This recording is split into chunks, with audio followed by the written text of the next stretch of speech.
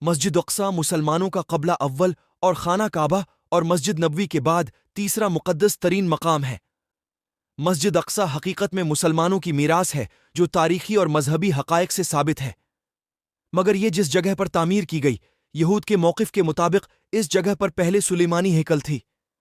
مسلمانوں کے یروشلم شہر پر قبضہ کرنے کے بعد یہ مسجد تعمیر کی گئی، حالانکہ قرآن میں سفر معراج کے باب میں اس مسجد کا ذکر ہے۔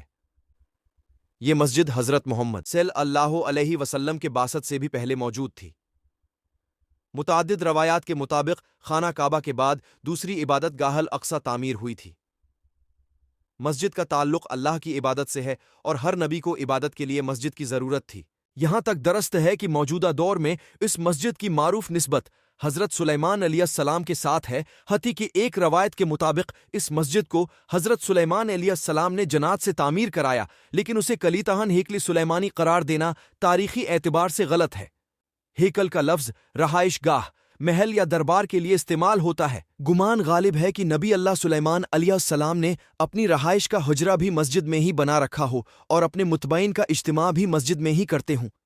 اس لحاظ سے اس مسجد کو ہیکل سلیمانی یعنی سلیمان علیہ السلام کا محل یا دربار کے نام سے منسوب کر دیا گیا ہو، حالانکہ یہ مسجد فی الواقع زمین پر دوسری تعمیر ہونے والی مسجد ہے۔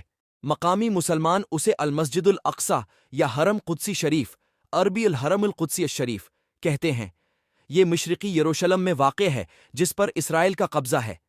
یہ یروشلم کی سب سے بڑی مسجد ہے جس میں 5000 نمازیوں کی گنجائش ہے، جبکہ مسجد کے صحن میں بھی ہزاروں افراد نماز ادا کر سکتے ہیں۔ سن 2000 میں الاقصی انتفاضہ کے آغاز کے بعد سے یہاں غیر مسلموں کا داخلہ ممنوع ہے۔